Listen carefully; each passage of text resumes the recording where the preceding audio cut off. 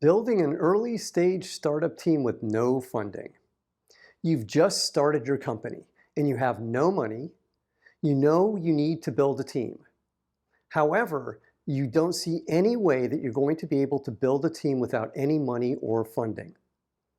It's the ultimate catch-22. However, this is a solvable problem.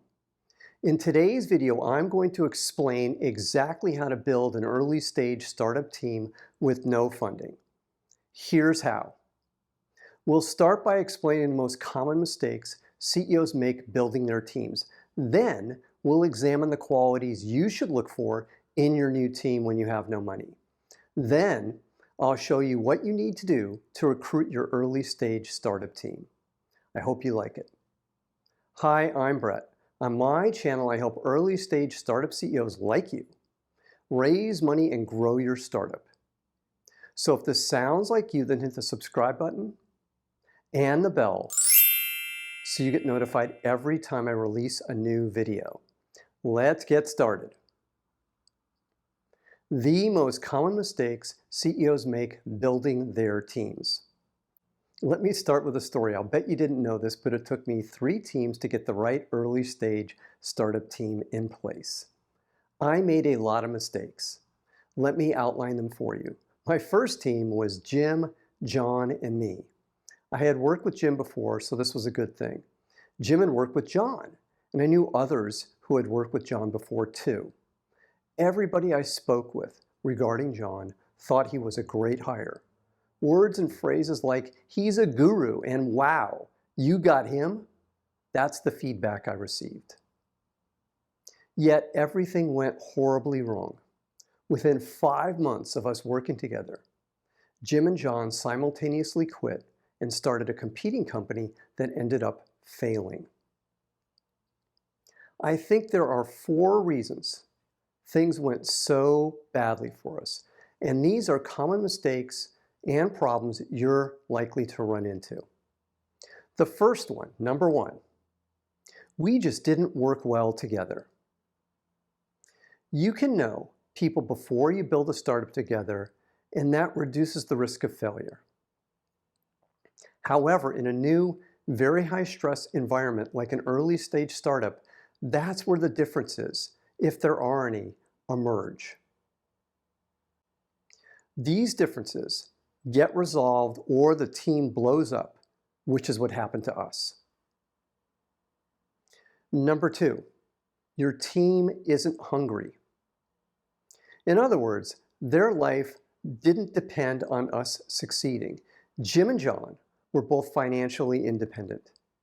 And when you don't need the money, you are less likely to want to resolve differences. It's my way or the highway. That's what people say. Number 3, a team member doesn't have any business sense. John was our CTO and VP of engineering. So why was business sense important? Because that shouldn't matter with an engineering person. Oh, but it does matter.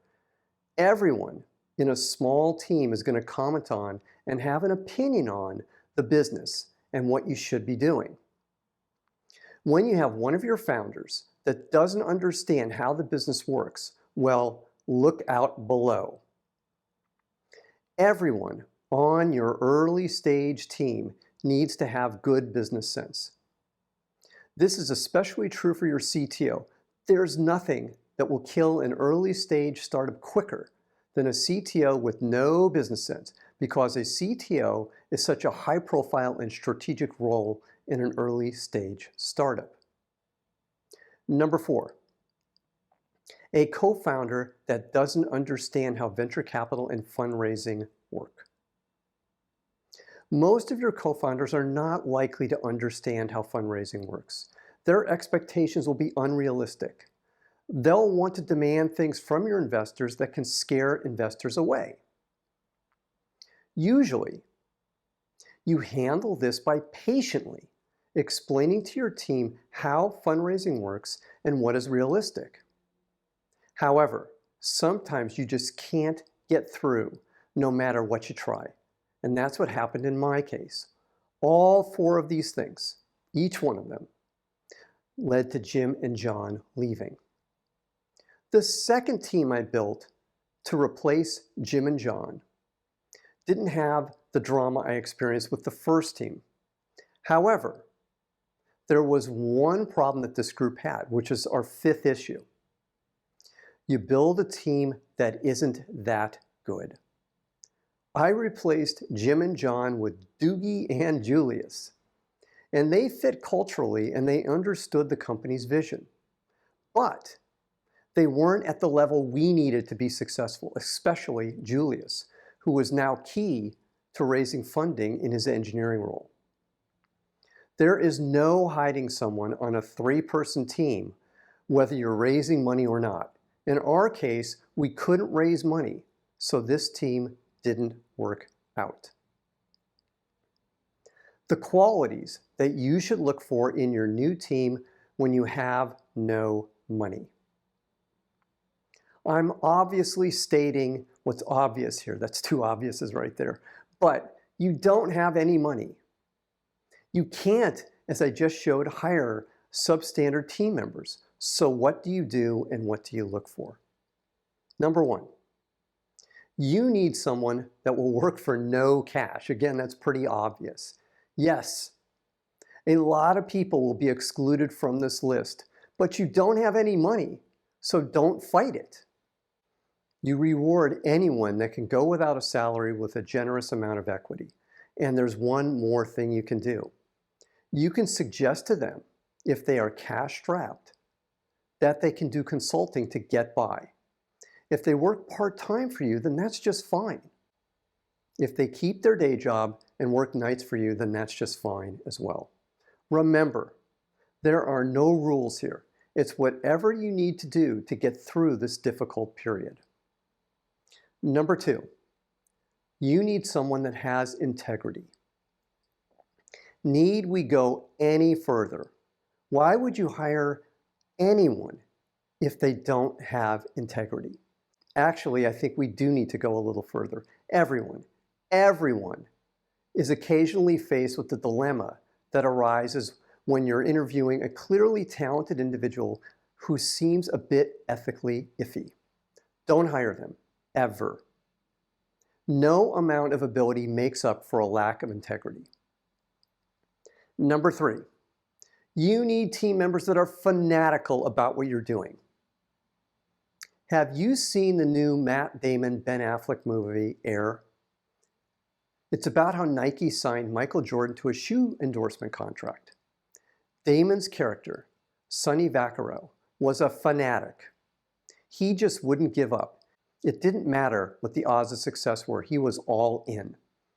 If you know Nike's history, then you know that its founder, Phil Knight, built his company on the backs of other fanatics just like him. Number 4, you need team members that fit your culture. Too many CEOs overlook the importance of a cultural fit. Desiring a cultural fit does not mean that you want people that are clones of each other. The most accurate predictor, however, of a startup success is its company culture. If you get this right, you're off to the races. Only hire people that will improve your company culture. Number 5, you need team members that are expert in what they will be doing. Finally, you want the best of the best to succeed. People that are excellent in their jobs. If this sounds like a tall order, then you're right, it is a tall order. But so is building a successful startup. These 5 qualities describe my third team that helped found and launch my company. Now, if this content is resonating with you, then please hit the like button right now. What you need to do to recruit your early stage team. Okay, so how do you recruit this great team without any money? To quote one of my mentors, Maxim Integrated Products founding CEO, the late Jack Kifford, you have to sell your ass off. And how do you do that? Well, it starts with sharing your well thought out plan. I shared my pitch deck with every person I recruited. It's the only way, in my mind, that you can build trust with the truly great people that you want to hire. They are expecting to be let in, to be in the know with what's going on with your startup. You're going to have to be transparent to win their trust. Will stuff get out about what you're trying to do? Absolutely. However, that's the price you pay to build a great team and company.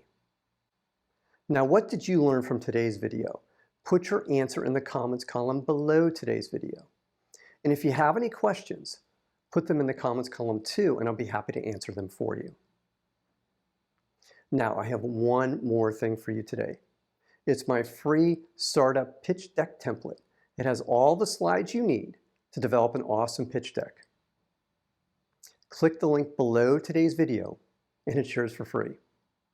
And for more great content, click on the link at the end of today's video as well. And if you haven't already, then click the subscribe button to get notified every time I release a new video. I'm Brett at brettjfox.com. Thanks for watching today. Take care. Bye.